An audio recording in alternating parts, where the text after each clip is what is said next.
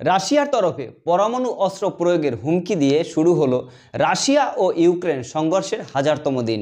রাশিয়ার president Putin এই সংক্রান্ত একটি বিধিতে সই করে এই রাশিয়া এবং ইউক্রেন যুদ্ধে পরমাণু অস্ত্র ব্যবহারের সম্ভাবনাকে আরও এক ধাপ যেন এগিয়ে নিয়ে গেলেন।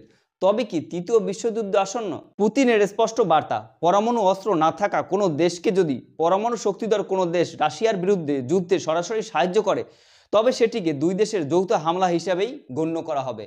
আর এই ক্ষেত্রে পরমাণু ব্যবহার করতে পিছপা হবে না রাশিয়া। পরিস্থিতি এতটাই খারাপ হয়েছে যে সুইডেন সরকার নাগরিকদের মধ্যে পুস্তক বিতরণ করছে, এবং যে পুস্তকে লেখা আছে যদি পরমাণু যুদ্ধ হয় বা সরাসরি রাশিয়ার সাথে কোনো যুদ্ধ হয় তাহলে তারা কিভাবে আত্মরক্ষা করতে পারবে, এই সংক্রান্ত বিধি প্রকাশ করেছে সুইডেন সরকার।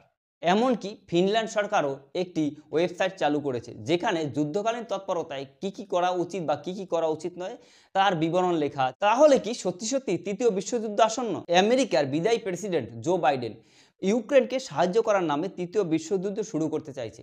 এই চর্চার মধ্যেই পুতিনের এই বার্তা। বিশেষজ্ঞরা বলছেন নয়া পরমাণু অস্ত্র নীতিতে পুতিনের এই সিলমোহর সত্যি ব্যাপারটাকে আরও অনেক জটিল করে দেবে। 2022 সালে 24শে ফেব্রুয়ারি রাশিয়া এবং ইউক্রেন যুদ্ধ শুরু হয়েছিল। সম্প্রতি জো বাইডেন ইউক্রেনকে বলে দিয়েছে যে আমেরিকার পাঠানো দূরপাল্লার অতি শক্তিশালী ক্ষেপণাস্ত্র দিয়ে যেন তারা রুশ জমিতে আক্রমণ করে। তাহলে স্বাভাবিক এখন প্রশ্ন উঠছে যে তাহলে এতদিন পর কেনই ইউক্রেন রাশিয়ার উপর হামলা করলো? এতদিন আমেরিকার শর্ত ছিল যে ইউক্রেন রাশিয়ার উপর কোনো হামলা করবে না, বিনিময়ে আমেরিকা ইউক্রেনকে যুদ্ধ অস্ত্র দিয়ে সাহায্য করবে।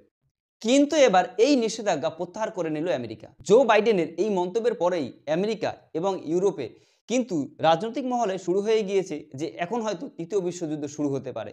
আমরা সবাই জানি ট্রাম্প যুদ্ধবিরোধী, তাই ট্রাম্প দায়িত্ব নেওয়ার পর এই রাশিয়া এবং ইউক্রেন যুদ্ধ থেকে আমেরিকা সরে আসতে পারে।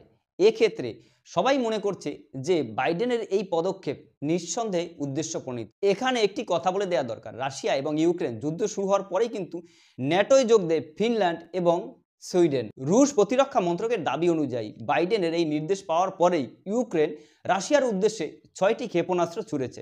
রাশিয়ার দাবি অনুযায়ী এই 6টির মধ্যে 5টি ধ্বংস করে দিয়েছে রাশিয়ার ডিফেন্স সিস্টেম, এবং একটি ধ্বংসাবশেষ গিয়ে পড়েছে রাশিয়ার এই ব্রিয়ানস্ক অঞ্চলের সেনাঘাঁটির উপরে। আগুন লেগে গেলেও কারো প্রাণহানি হয়নি। ইউক্রেনের প্রেসিডেন্ট জেলেনস্কি দাবি করেন যে উত্তর কোরিয়া সেনাদের রাশিয়া তাদের নিজের দিকে নিয়ে আসতে পারে, তাই ইউক্রেনের আরও সাহায্যের প্রয়োজন। সম্প্রতি রাশিয়ার সমর্থনে রাশিয়ারই কিছু অঞ্চলে সেনা নিয়োগ করেছে উত্তর কোরিয়া। রাশিয়া এবং আমেরিকা এই দুটো দেশের মধ্যে কোন দেশ বেশি শক্তিশালী পরমাণু শক্তিধর দেশ হিসাবে? আপনার মূল্যবান মতামত অবশ্যই আমাদের কমেন্ট সেকশনে কমেন্ট করে জানাবেন, এবং এরকম ভিডিও পাওয়ার জন্য অবশ্যই আমাদের চ্যানেল লাইক, শেয়ার এবং সাবস্ক্রাইব করে দেবেন। দেখা হবে পরবর্তী ভিডিওতে। Thank you.